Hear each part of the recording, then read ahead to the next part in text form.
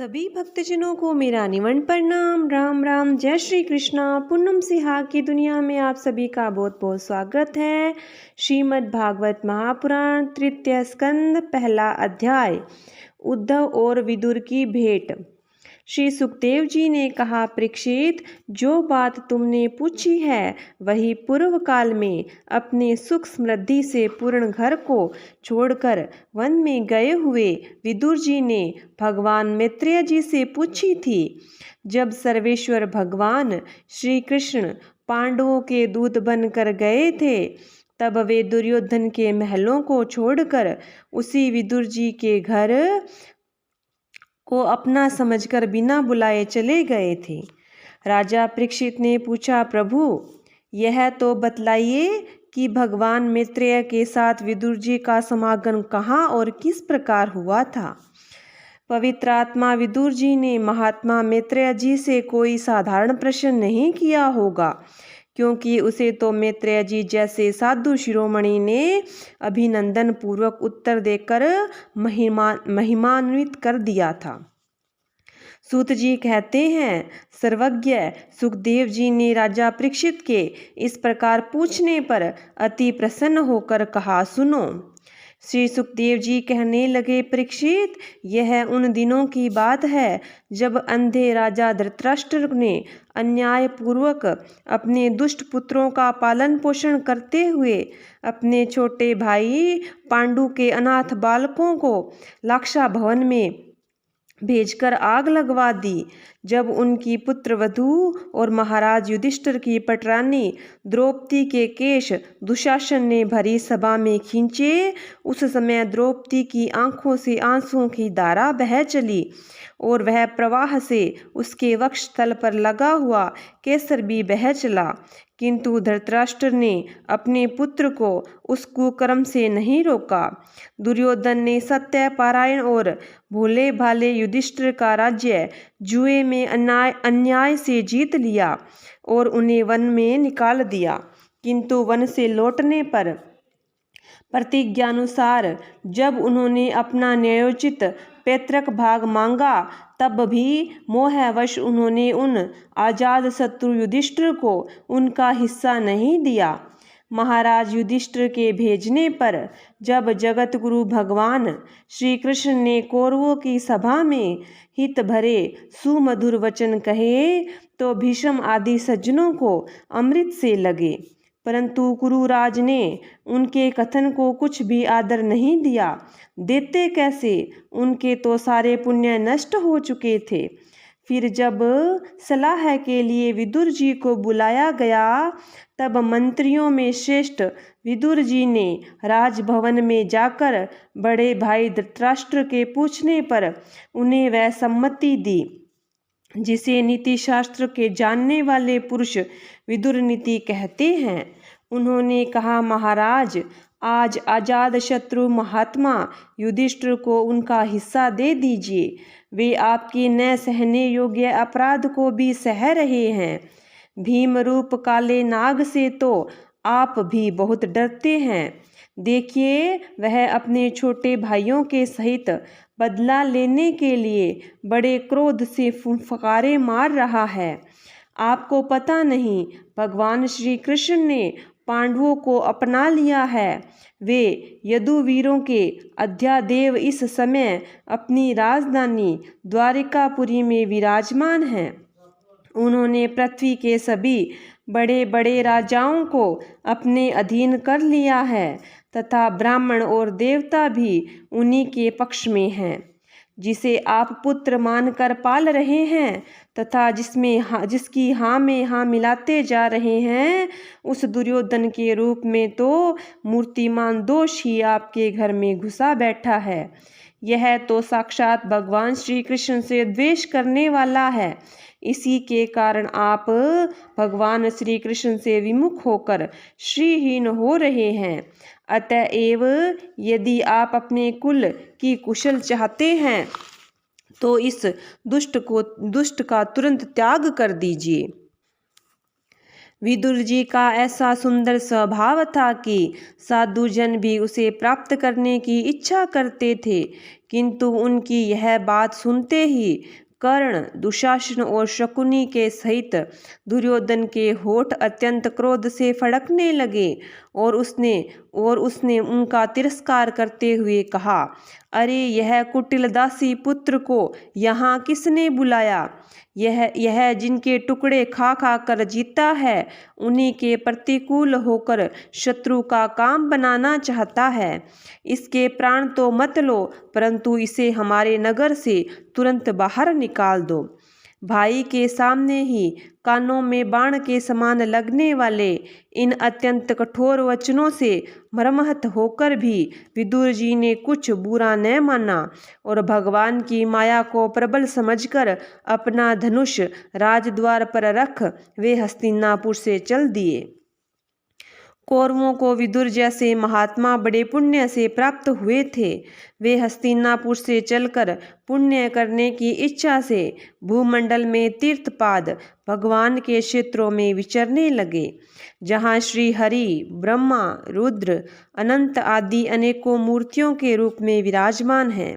जहाँ जहाँ भगवान की प्रतिमाओं से सुशोभित तीर्थ स्थान, नगर, पवित्र वन, पर्वत, निकुंज और निर्मल जल से भरे हुए नदी सरोवर थे, उन सभी स्थानों में वे अकेले ही विचरते रहे। वे अवभूत वेश में स्वच्छंदता पूर्वक पृथ्वी पर विचरते थे, जिसमें आत्मीय जन उन्हें पहचान न सके।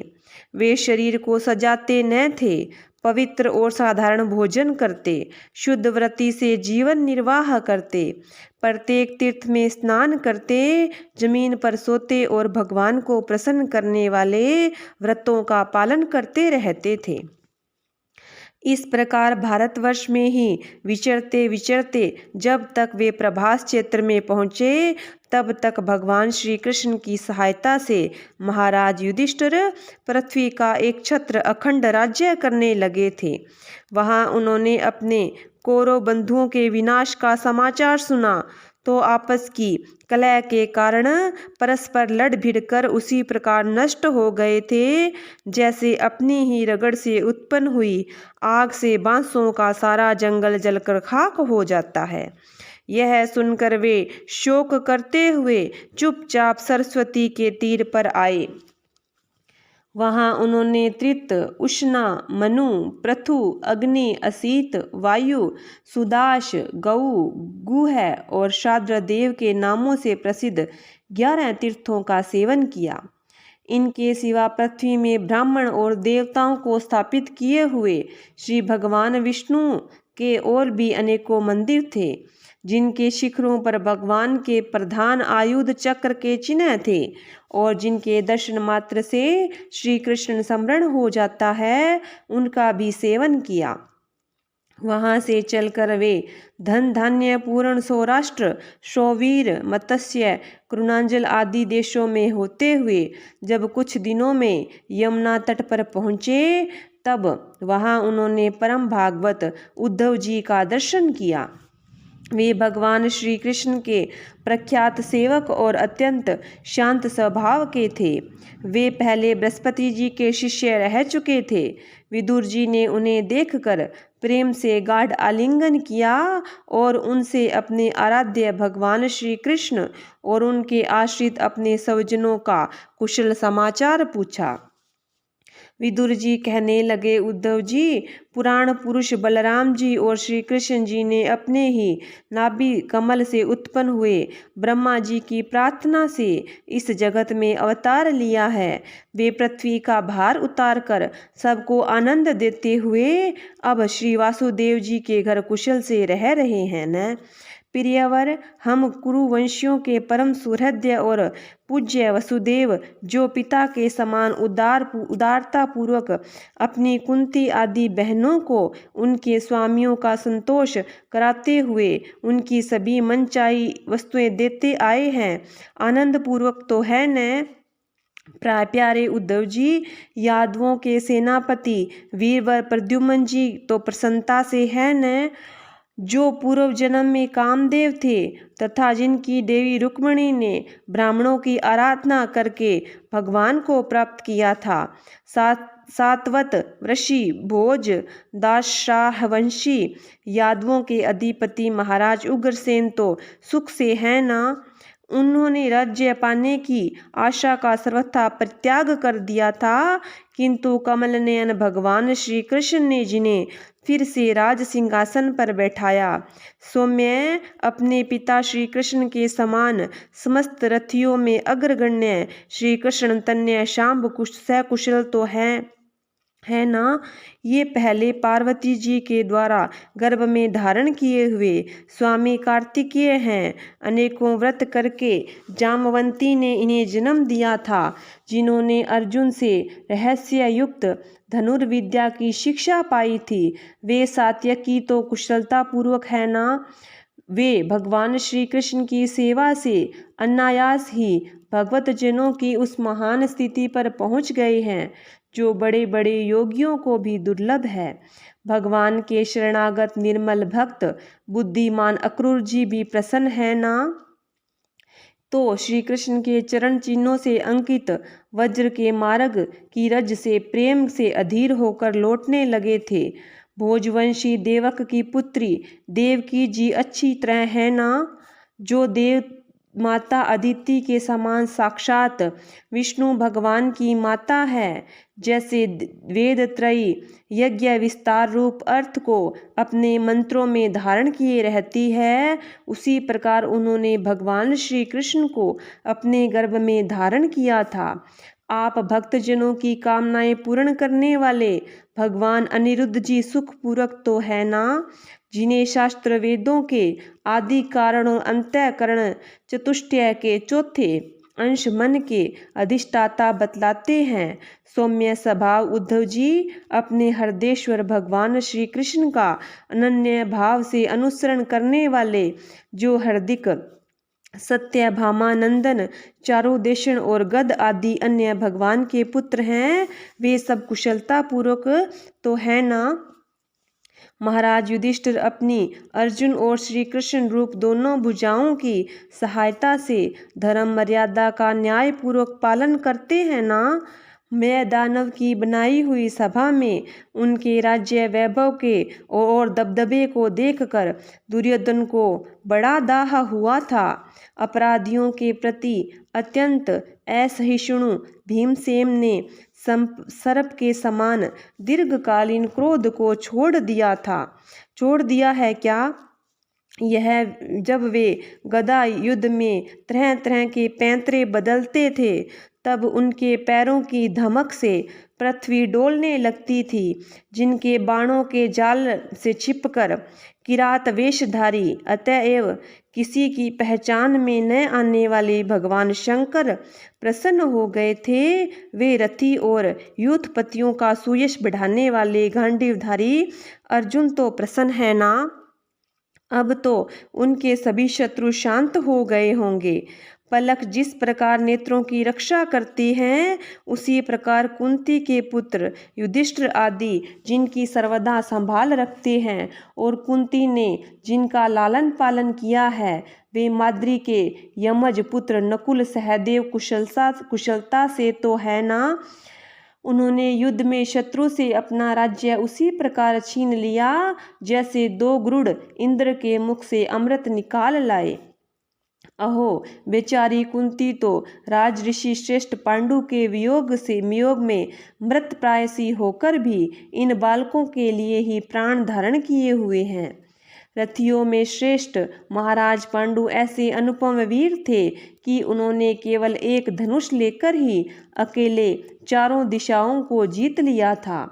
सौम्य स्वभाव उद्धव जी, मुझे तो अध्यापतन की ओर जाने वाले उन धृतराष्ट्र के लिए बार बार शोक होता है, जिन्होंने पांडवों के रूप में अपने परलोकवासी भाई पांडु से ही द्रोह किया तथा अपने पुत्रों की हाँ में हाँ मिलाकर अपने हितचिंतक मुझको भी नगर से निकलवा दिया। किंतु भाई, मुझे इसका कोई भी खेद अथवा आश्चर्य नहीं है। जगत विधाता भगवान श्री कृष्ण ही मनुष्यों की सी लीलाएं करके लोगों की मनोवृत्तियों को भ्रमित कर देते हैं। मैं तो उनकी ही कृपा से उनकी महिमा को देखता हुआ दूसरों की दृष्टि से दूर रहकर सानंद विचर रहा हूँ। यद्यपि कौरवों ने उनके बहुत से अपराध किए, फिर भी भगवान ने उनकी इसलिए उपेक्षा कर दी कि वे उनके साथ उन दुष्ट राजाओं को भी मारकर अपने शरणागतों का दुख दूर करना चाहते थे, जो धन, विद्या और जाति के मंद से अंधे होकर कुमार्गी हो गए थे और बार बार अपनी सेनाओं से पृथ्वी को कंपा रहे थे।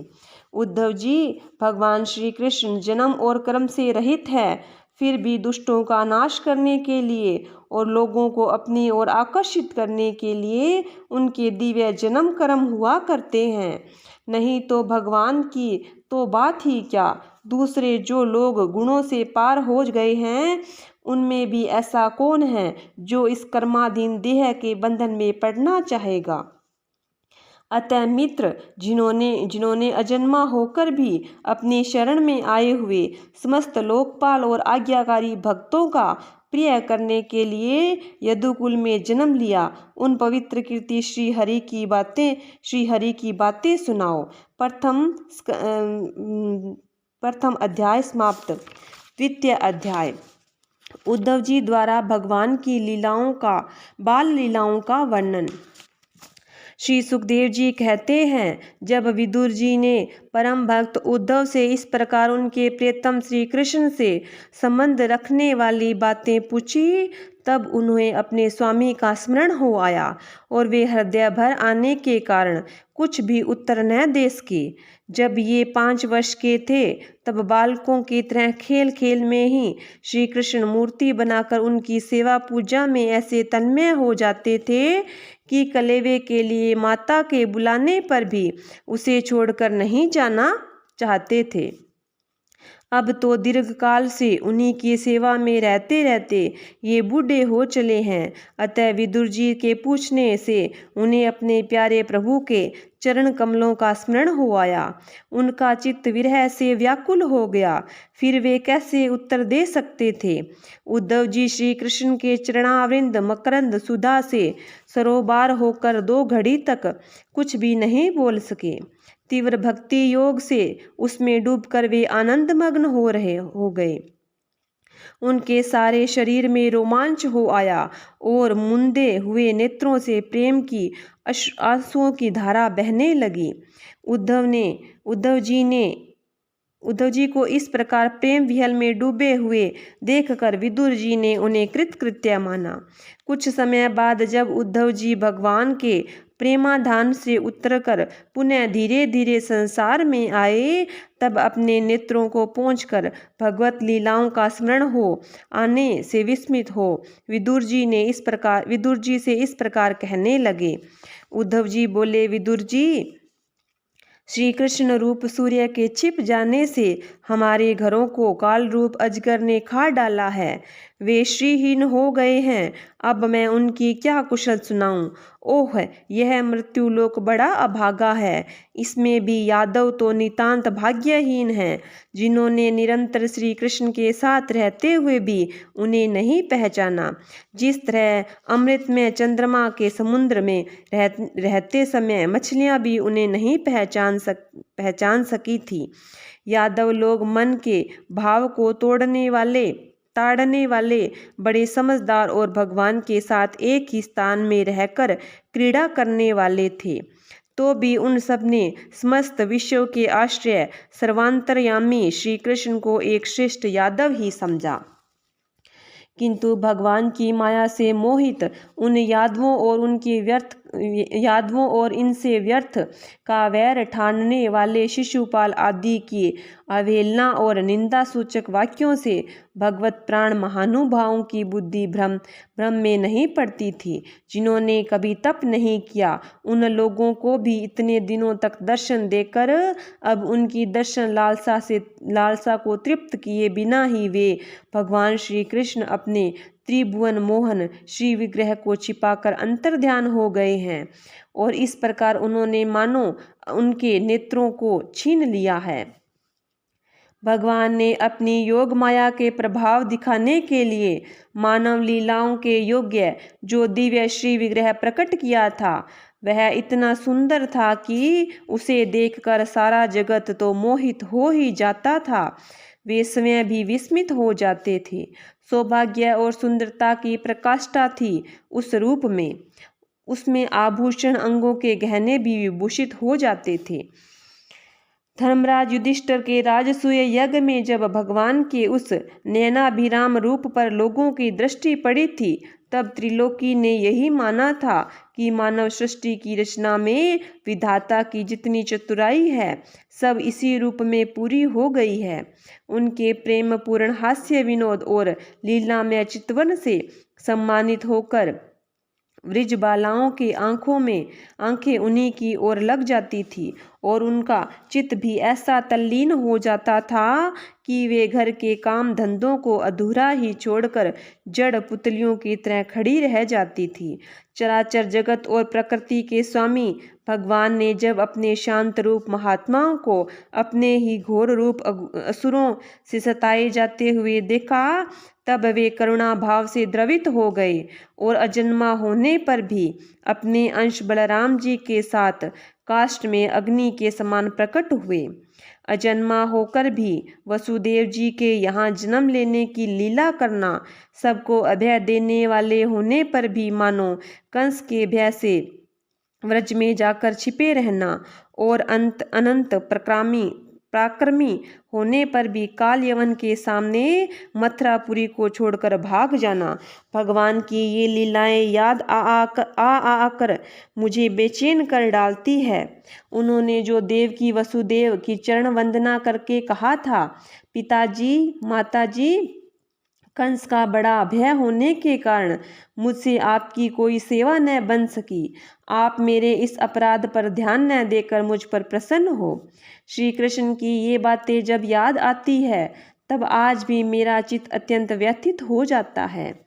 जिन्होंने काल रूप अपने भ्रकुटी विलास से ही पृथ्वी का सारा भार उतार दिया था, उन श्री कृष्ण के पद्म पराग का सेवन करने वाला ऐसा कौन पुरुष है जो इसे भूल सके। आप लोगों ने राजसूय यज्ञ में प्रत्यक्ष ही देखा था कि श्री कृष्ण से द्वेष करने वाले शिशुपाल को वह सिद्धि मिल गई जिससे बड़े बड़े योगी भली भांति योग साधना करके स्पृहा करते रहते हैं। उनका विरह भला कौन सह सकता है।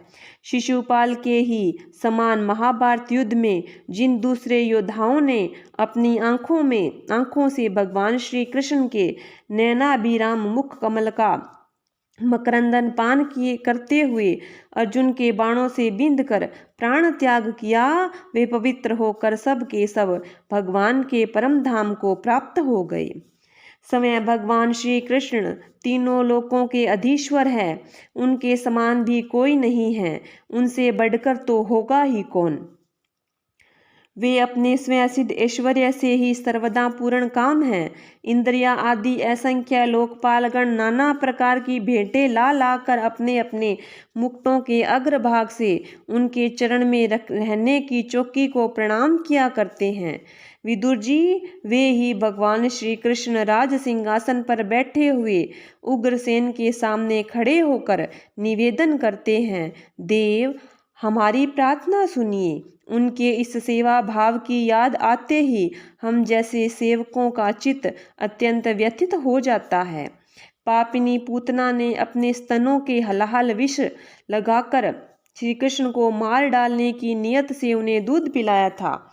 उसको भी भगवान ने वह परम गति दी जो धाय को मिलनी चाहिए। उन भगवान श्री कृष्ण के अतिरिक्त और कौन दयालु है जिसकी शरण ग्रहण की जा सके। मैं असुरों को भी भगवान का भक्त समझता हूँ, क्योंकि वैर भाव जनित क्रोध के कारण उनका चित्त सदा श्री कृष्ण में लगा रहता है और उन्हें रणभूमि में सुदर्शन चक्रधारी भगवान को कंधे पर चढ़ाकर झपटते हुए गरुड़ जी के दर्शन हुआ करते थे। ब्रह्मा जी की प्रार्थना से पृथ्वी का भार उतारकर उसे सुखी करने के लिए कंस के कारागृह में वासुदेव देवकी के यहाँ भगवान ने अवतार लिया था। उस समय कंस के डर से पिता वसुदेव जी ने उन्हें नंद बाबा के व्रज में पहुंचा दिया।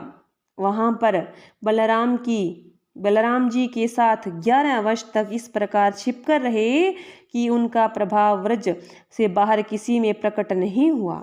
यमुना के उपवन में जिसके हरे भरे वृक्षों पर कलरव करते हुए पक्षियों के झुंड रहते थे, भगवान श्री कृष्ण ने बछड़ों को चराते हुए ग्वाल बालों की मंडली के साथ विहार किया था। वे व्रजवासियों की दृष्टि आकृष्ट करने के लिए अनेकों बाल लीलाएं उन्हें दिखाते थे। कभी रोने लगते, कभी हंसते और कभी सिंह शावक के समान मुग्ध दृष्टि से देखते। फिर कुछ बड़े होने पर वे सफ़ेद बेल और रंग बिरंगी शोभा की मूर्ति गौओं को चराते हुए अपने साथी गोपों को बांसुरी बजा बजा कर रिझाने लगे। इस समय जब कंस ने उन्हें मारने के लिए बहुत से मायावी और मनमाना रूप धारण करने वाले राक्षस भेजे, तब उनको खेल ही खेल में भगवान ने मार डाला, जैसे बालक खिलौनों को तोड़ फोड़ डालता है। कालिया नाग का दमन करके विष मैला हुआ जल पीने से मरे हुए ग्वाल बालों और गौओं को जीवित कर उन्हें कलियादह का निर्दोष जल पीने की सुविधा कर दी। भगवान श्री कृष्ण ने बढ़े हुए धन का सद्व्यय कराने की इच्छा से श्रेष्ठ ब्राह्मणों के द्वारा नंद बाबा से गोवर्धन पूजा रूप गोयज्ञ करवाया। भद्र, इससे अपना मान भंग होने के कारण जब इंद्र ने क्रोधित होकर ब्रज का विनाश करने के लिए मूसलाधार जल बरसाना आरंभ किया, तब भगवान ने करुणावश खेल ही खेल में छत्ते के समान गोवर्धन पर्वत को उठा लिया और अत्यंत घबराए हुए ब्रजवासियों और उनके पशुओं की रक्षा की। संध्या के समय जब सारे वृंदावन में शरद के चंद्रमा की चांदनी छिटक जाती, तब श्री कृष्ण उनका सम्मान करते हुए मधुर गान करते और गोपियों की मंडल की शोभा बढ़ाते हुए उनके साथ रास विहार करते। द्वितीय अध्याय समाप्त। तृतीय अध्याय भगवान की अन्य लीला चरित्रों का वर्णन। उद्धव जी कहते हैं, इसके बाद श्री कृष्ण अपने माता पिता देवकी वसुदेव को सुख पहुंचाने की इच्छा से बलदेव जी के साथ मथुरा पधारे और उन्होंने शत्रु समुदाय के स्वामी कंस को ऊंचे सिंहासन के नीचे पलटकर और उसके प्राण लेकर उसकी लाश को बड़े जोर से पृथ्वी पर घसीटा। संदीपनी मुनि के द्वारा एक बार उच्चारण किए हुए सांगोपांग वेद का अध्ययन करके दक्षिण स्वरूप उनके मरे हुए पुत्र को पंचजन नाम राक्षस के पेट से यमपुरी से लाकर दे दिया। भीष्मक नंदिनी रुक्मिणी के सौंदर्य से अथवा रुक्मी के बुलाने से जो शिशुपाल और उसके सहायक वहां आए हुए थे, उनके सिर पर पैर रखकर गंधर्व विधि के द्वारा विवाह करने के लिए अपनी नित्य संगिनी रुक्मिणी को वे वैसे ही हर लाए जैसे गरुड़ अमृत कलश को ले आए थे। स्वयंवर में 7 बिना नथे हुए बैलों को नाथ कर नग्न जीती सत्या से विवाह किया। इस प्रकार मान भंग हो जाने पर मूर्ख राजाओं ने शस्त्र उठाकर राजकुमारी को छीनना चाहा, तब भगवान श्री कृष्ण ने समय बिना घायल हुए अपने शस्त्रों से उसे मार डाला। भगवान विषयी पुरुषों की सी लीलाएं करते हुए अपनी प्राण प्रिया सत्यभामा को प्रसन्न करने की इच्छा से उनके लिए स्वर्ग से कल्प वृक्ष उखाड़ लाए। उस समय इंद्र ने क्रोध से अंधे होकर अपने सैनिकों सहित उन पर आक्रमण कर दिया, क्योंकि वह निश्चय ही अपनी स्त्रियों का क्रीड़ा मृग बना हुआ है। अपने विशाल डील डोल से आकाश को ढक ले देने वाले पुत्र भौमासुर को भगवान के हाथ से मरा हुआ देखकर पृथ्वी ने जब उससे प्रार्थना की, तब उन्होंने भौमासुर के पुत्र भगदत्त को उसका बचा हुआ राज्य देकर उसके अंतःपुर में प्रवेश किया। वह भौमासुर द्वारा हरकर लाई हुई बहुत सी राजकन्याएं थीं। वे दीनबंधु श्री कृष्णचंद्र को देखते ही खड़ी हो गई और सबने महान हर्ष, लज्जा एवं प्रेम पूर्ण चितवन से तत्काल ही भगवान को पति रूप में वरण कर लिया। तब भगवान ने अपनी निज शक्ति योग माया से उन ललनाओं के अनुरूप उतने ही रूप धारण कर उन सब का अलग अलग महलों में एक ही मुहूर्त में विधिवत पाणी ग्रहण किया। अपनी लीला का विस्तार करने के लिए उन्होंने उनमें से प्रत्येक के गर्भ में सभी गुणों में अपने ही समान 10-10 पुत्र उत्पन्न किए। जब काल, यवन, जरासंध और शालव आदि ने अपनी सेनाओं से मथुरा और द्वारिकापुरी को घेरा था, तब भगवान ने निज जनों को अपनी अलौकिक शक्ति देकर उन्हें स्वयं मरवाया था।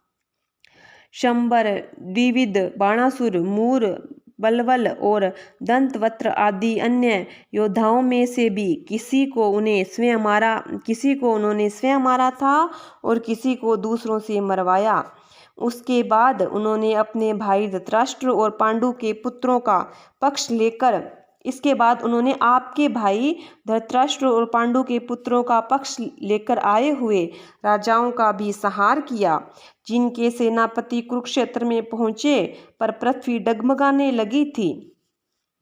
कर्ण, दुशासन और शकुनी को खोटी सलाह से जिसकी आयु और श्री दोनों नष्ट हो चुके थे, तथा भीमसेन की गदा से जिसकी जांग टूट चुकी थी, उस दुर्योधन को अपने साथियों के सहित पृथ्वी पर पड़ा देखकर भी उन्हें प्रसन्नता न हुई। वे सोचने लगे, यदि द्रोण, भीष्म, अर्जुन और भीमसेन के द्वारा यह 18 अक्षौहिणी सेना का विपुल संहार हो भी गया, तो इस पृथ्वी का कितना भार हल्का हुआ। अभी तो मेरे अंश रूप प्रद्युम्न आदि के बल से बढ़े हुए यादवों का दूसरा दल भी बना हुआ है। जब ये मधुपान से मतवाले हो लाल लाल आंखें करके आपस में लड़ने लगेंगे, तब उससे ही इनका नाश होगा। इसके सिवा और कोई उपाय नहीं है। असल में मेरे संकल्प करने पर ये स्वयं ही अंतर्धान हो जाएंगे। यों सोचकर भगवान ने युधिष्ठिर को अपने पैतृक राजगद्दी पर बैठाया और अपने सभी सगे संबंधियों को सत्पुरुषों का मार्ग दिखाकर आनंदित किया। उत्तरा के उदर में जो अभिमन्यु ने पुरुवंश का बीज स्थापित किया था, वह भी अश्वत्थामा के ब्रह्मास्त्र से नष्ट सा हो चुका था, किंतु भगवान ने उसे बचा लिया। उन्हें धर्मराज युधिष्ठिर से 3 अश्वमेघ यज्ञ करवाए और वे भी श्री कृष्ण के अनुगामी होकर अपने छोटे भाइयों की सहायता से पृथ्वी की रक्षा करते हुए बड़े आनंद से रहने लगे। विश्व आत्मा भगवान ने भी द्वारिकापुरी में रहकर लोक और वेद की मर्यादा का पालन करते हुए सब प्रकार के भोग भोगे, किंतु सांख्य योग की स्थापना करने के लिए उनमें कभी आसक्त नहीं हुए। मधुर मुस्कान, स्नेहमयी चितवन, सुधामयी वाणी, निर्मल चरित्र और समस्त शोभा और सुंदरता के निवास अपने श्री विग्रह से लोक परलोक और विशेषतया यादवों को आनंदित किया, तथा रात्रि में अपनी प्रियाओं के साथ क्षणिक अनुराग युक्त होकर समयोचित विहार किया। इस प्रकार उन्हें भी सुख दिया। इस प्रकार बहुत वर्षों तक विहार करते करते उन्हें गृहस्थ आश्रम संबंधी भोग सामग्रियों से वैराग्य हो गया। वे भोग सामग्रियां ईश्वर के अधीन हैं और जीव भी उन्हीं के अधीन हैं। जब योगेश्वर भगवान श्री कृष्ण को ही उनसे वैराग्य हो गया तब भक्ति योग के द्वारा उनका अनुगमन करने वाला भक्त तो उन पर विश्वास ही कैसे करेगा। एक बार द्वारिकापुरी में खेलते हुए यदुवंशी और भोजवंशी बालकों ने खेल खेल में कुछ मुनीश्वरों को चिढ़ा दिया। तब यादव कुल का नाश ही भगवान को अभिष्ट है, यह समझकर उन ऋषियों ने बालकों को शाप दे दिया। इसके कुछ ही महीने बाद भावी वर्ष वृष्णि, भोज और अंधक वंशी यादव बड़े हर्ष से रथों पर चढ़कर प्रभास क्षेत्र को गए। वहां स्नान करके उन्होंने उस तीर्थ के जल से पितर देवता और ऋषियों का तर्पण किया तथा ब्राह्मणों को श्रेष्ठ गौवें दी। उन्होंने सोना, चांदी, शैया, वस्त्र, मृगचर्म, कंबल, पालकी, रथ, हाथी, कन्याएं और ऐसी भूमि जिसमें जीविका चल सके तथा नाना प्रकार के सरस अन्न भी भगवत अर्पण करके ब्राह्मणों को दिए। इसके पश्चात गौ और ब्राह्मणों के दिए लिए ही प्राण धारण करने वाले उन वीरों ने पृथ्वी पर सिर टेक कर उन्हें प्रणाम किया। श्रीमद् भागवत महापुराण तृतीय स्कंद 3रा अध्याय समाप्त। बोलिए विष्णु भगवान की जय हो। बोलिए कृष्ण भगवान की जय।